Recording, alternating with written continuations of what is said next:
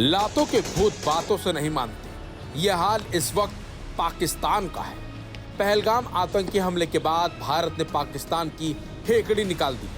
पाकिस्तान पर भारत ने ऐसे एक्शन लेने शुरू कर दिए जिससे भारत का दुश्मन देश पानी की एक एक बूंद के लिए भी मोहताज हो गया है। भारत की तरफ से लिए गए इस एक्शन के बावजूद भी पाकिस्तान सुधरने का नाम नहीं ले रहा, बल्कि वो लगातार कायराना हरकत कर ही रहा है। दरअसल पहलगाम आतंकी हमले के बाद LOC पर भी तनाव है। इसी बीच पाकिस्तान की तरफ से लगातार सीज फायर का उल्लंघन किया जा रहा है और LOC पर लगातार फायरिंग भी कर रहा है।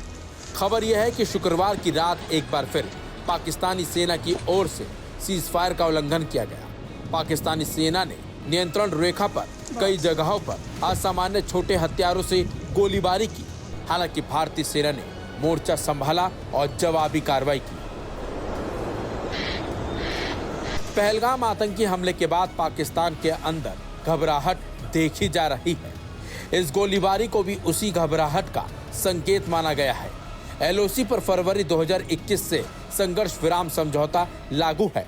पाकिस्तान ने भारतीय सेना की जवाबी कार्रवाई की आशंका में अपनी सुरक्षा एजेंसियों को सतर्क भी कर दिया है।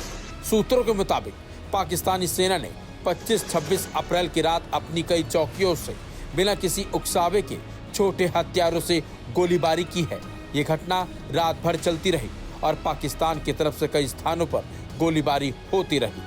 भारतीय सेना ने भी पाकिस्तान को तुरंत इसका जवाब दिया, जबकि इससे पहले 24 अप्रैल को भी पाकिस्तान ने बिना किसी उकसावे के LOC पर फायरिंग की थी। सूत्रों के मुताबिक पाकिस्तानी सेना ने नियंत्रण रेखा पर अपनी कई चौकियों से गोलीबारी की थी। पाकिस्तान की तरफ से लगातार छोटे हथियारों से गोलीबारी की घटनाओं की सूचना मिल भी रही है। फिलहाल भारतीय सेना बॉर्डर पर अलर्ट है और पाक को मुंहतोड़ जवाब भी दे रही है। पाकिस्तान पिछले कुछ दिनों से नियंत्रण रेखा पर कई सेक्टरों में संघर्ष विराम का उल्लंघन कर रहा है। भारतीय सेना भी पाकिस्तान के उकसावे का जोरदार और प्रभावी ढंग से जवाब दे रही है। इससे पहले फरवरी में पाकिस्तानी सेना ने पुंछ जिले में नियंत्रण रेखा पर एक भारतीय चौकी पर छोटे हथियारों से गोलीबारी की थी। उसके बाद भारत ने भी जवाबी कार्रवाई की थी। बता दें आपको, जम्मू कश्मीर के पहलगाम में 22 अप्रैल को आतंकी हमला हुआ था और इस हमले में 28 पर्यटकों की जान चली गई थी। भारत और पाकिस्तान दोनों ही अब हाई अलर्ट पर हैं। पहलगाम हमले के बाद सुरक्षा बल जंगलों में सर्च ऑपरेशन चला रहे हैं।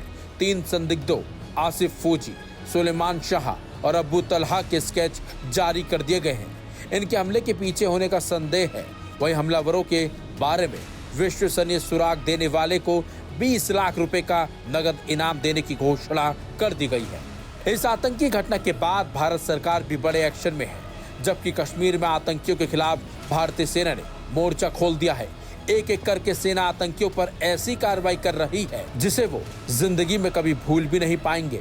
28 निर्दोष लोगों की जान लेने वाले लश्कर ए तैयबा से जुड़े 7 आतंकियों के घरों को सेना ने मिट्टी में मिला दिया है। ये कार्रवाई दक्षिण कश्मीर के शोपिया, कुलगाम और पुलवामा जिलों में हुई है। शोपिया के छोटीपोरा गांव में लश्कर कमांडर शाहिद अहमद कुट्टे का घर मलबे में तब्दील हो चुका है। अधिकारियों के मुताबिक कुट्टे पिछले 3 से 4 सालों से आतंकी गतिविधियों में सक्रिय था और कई हमलों में शामिल भी रहा है। तो वहीं कुलगाम के मतलाम इलाके में सक्रिय आतंकी जाहिद अहमद का घर भी ढहा दिया गया है। पुलवामा के मुर्रन क्षेत्र में आतंकी ए हसन उल हक का घर विस्फोट से उड़ा दिया गया। ए हसन ने 2018 में पाकिस्तान में आतंकी ट्रेनिंग ली थी और हाल ही में घाटी में फिर से सक्रिय हुआ था। इसके अलावा लश्कर आतंकी एहसान अहमद शेख का 2 मंजिला मकान भी ध्वस्त कर दिया गया है। 2 जून 2023 से ये सक्रिय है। हैरिस अहमद के घर को भी उड़ा दिया गया है। ये 2023 से आतंक में लिप्त है।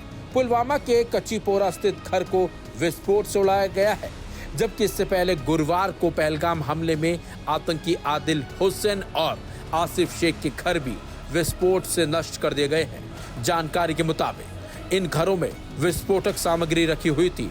आपको बता दें, अनंतनाग पुलिस ने गुरुवार को 3 आतंकियों के स्केच भी जारी किए हैं, जिसके बाद से उनकी भी तलाश लगातार जारी है।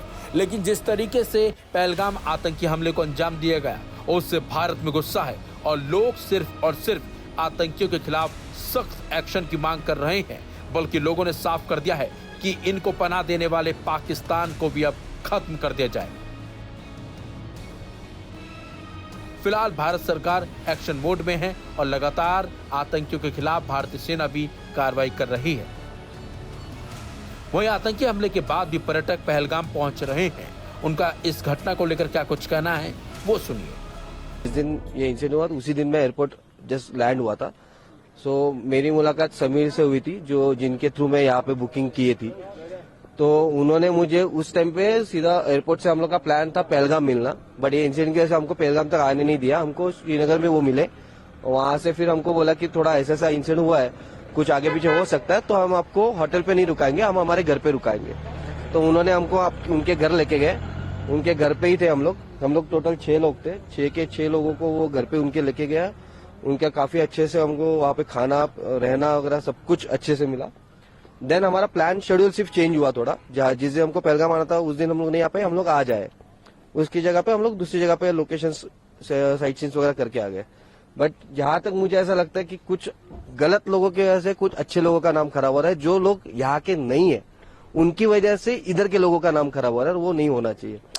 अगर हम कहते हैं कि जो एक जमाना था उस टाइम पे ये सब चीजें हो रही थी, वो सच था, जो भी था, बट आज इतने सालों के बाद ये चीजें वहाँ पे रही नहीं है, बट वो फिर से उछाली जा रही है। जो हुआ है वो सच में बहुत डरावना भी है और सही भी नहीं है, पर उसके वजह से ऐसा नहीं है कि यहाँ का लोग खराब है या यहाँ का जो क्लाइमेट है या जो भी यहाँ के लोग के से गवर्नमेंट की तरफ से भी जो सपोर्ट है वो पूरी तरीके से है। अभी काफी चीजें बंद रखी है, पर वो हमारे सुरक्षा के लिए बंद रखी है, वो अच्छा है। पर एटलीस्ट हम कश्मीर में घूम तो सकते हैं, डर नहीं है किसी चीज का, या यहाँ के लोगों से तो बिल्कुल भी डर नहीं है। इन्होंने उस टाइम पे भी और आज भी इतना सपोर्ट कर रहे हैं। जिस दिन ये हादसा हुआ उसी दिन हम आए हैं, सेम डे हमने लैंड किया है, सेम टाइम पे किया है। उसके बाद इन्होंने जितना सपोर्ट किया है अपने घर लेके जाके, और हमें 3 दिन से सेफ्टी प्रोवाइड कर रहे हैं, तो इस हिसाब से डर बिल्कुल भी नहीं रहा हमारे मन में, और ना ही टेंशन है कि हमें वापस जाना है। हम 29 को जाएंगे, हम उसी दिन जाएंगे, हम 3 दिन और यहाँ घूमेंगे। जो चीजें बंद रखी है वहां नहीं जाएंगे, पर जितनी है हमारे लिए ओपन रखी है, जहाँ पे सुरक्षा दे रहे हैं वो लोग, वहां पक्का जाएंगे। ये जो टेररिज्म या जो भी ये कर रहे हैं और ये जो तोड़ना चाहते हैं, ये हो नहीं सकता, क्योंकि इनकी आत्माएं बहुत जुड़ी हुई है हमसे, बहुत ज्यादा जुड़ी हुई है। जब हम पहले दिन आए और ये एक माहौल था, हमारे जो होटल के ओनर थे, ये इनका चेहरा देख के मुझे लगता था कि ये अंदर अंदर टेंशन में है, लेकिन ये दिखाते नहीं थे। और उसी रात को वो अपने घर पे लेके गए। उनका एक पार्टनर था जो उनके दूसरे होटल थे, वहां वो लोग फ्री फ्री गाड़ियां चला रहे हैं। एंड उनके चेहरे पे उनका वो एक ये बहुत दुखद है। बट इसमें ये लोकल जो कश्मीरीज है और ये इनका भयानक सपोर्ट है, आत्मा से है support. Is not about money, it's not about the tourism, it's their love which is very very very soulful and pure sir. और इस बात के लिए मैं यहाँ रहना चाहता हूँ 7 दिन।